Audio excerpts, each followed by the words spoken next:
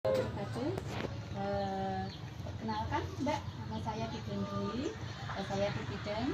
Pada kesempatan ini saya minta waktunya untuk memberi penyuluhan tentang tanda bahaya kehamilan. Sebelumnya Mbak siapa namanya? Desta. Mbak Desta.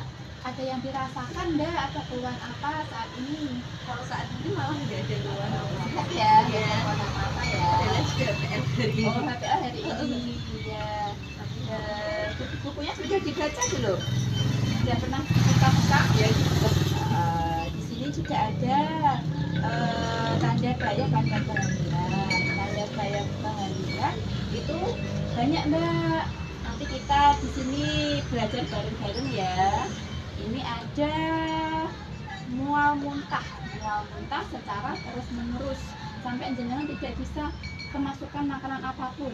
Itu dalam medisnya namanya hiperemesis. Kalau mual muntahnya sampai tidak bisa memakan apapun, nanti resikonya ke ibu dan ke janin. Bisa dehidrasi ke ibu sehingga asupan nutrisi ke janin berkurang, ibu jadi lemes, oksigen dari ibu ke janin juga berkurang. Bahayanya apa? Bisa terjadi kegawat daruratan pada janin juga. Yang kedua itu ada pusing, kepala pusing, menetap, pandangannya kabur. Biasanya itu kalau melihat tuh blur gitu, berkunang-kunang. Kemudian kalau tensinya mengalami kenaikan, biasanya itu lebih dari 140, bawahnya itu 90 ke atas.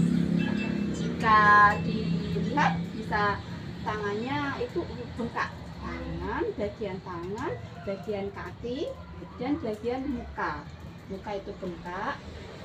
Tes ditambah dengan tes hasil tes juga bisa, itu tes pipisnya itu urin protein namanya, itu hasilnya positif ya. Itu cenderung mengarah ke preeklamsi kehamilan atau bahasa awamnya itu keracunan kehamilan. Itu mengarahnya nanti kalau proses persalinan itu kalau nggak segera ditangani, lama-lama ibu bisa mengalami kejang saat proses persalinan ataupun pada kehamilan. Karena tensi yang tinggi itu asupan oksigen ke janin juga berkurang, juga nutrisinya juga berkurang, sehingga akan mengalami bahaya janin atau kematian janin. Yang kedua. Kemudian yang ketiga itu perdarahan. Perdarahan itu bisa terjadi pada hamil muda. Kalau hamil muda itu usia 1-3 bulan itu biasanya keguguran namanya, keguguran.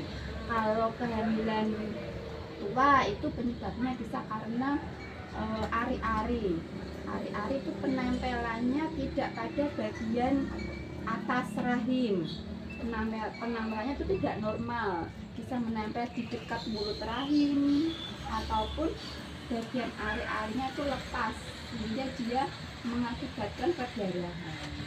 Kalau ibu perdarahan dalam masa kehamilan tua itu nanti mengakibatkan shock karena kehilangan banyak darah, dan pada janin juga akan mengakibatkan kematian karena oksigennya tidak ada asupan oksigen ke janin. Itu yang ketiga. Kemudian yang keempat itu ada keluarnya air ketuban sebelum waktunya. Ya ini kalau air ketuban pecah itu sebelum waktunya, sebelum kehamilan cukup bulan itu 37 minggu, yaitu kehamilan cukup bulan, itu nanti mengarahnya ke prematur, bayi bisa lahir kurang bulan. Itu harus segera periksa ke bidan atau tenaga kesehatan.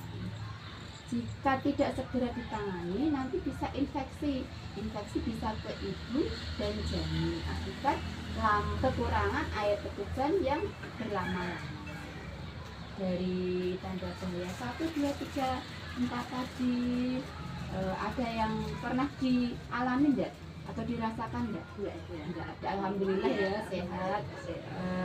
Ada yang mau ditanyakan mengenai tanda bahaya yang tadi dijelaskan atau yang Udah paham, paham. insya Allah ya tahu ya. Jika ada tanda-tanda tadi segera periksa ke tenaga kesehatan. Sekarang coba saya tak dengar sebutkan tadi salah satunya tanda-tanda bahaya yang jenengan pahami.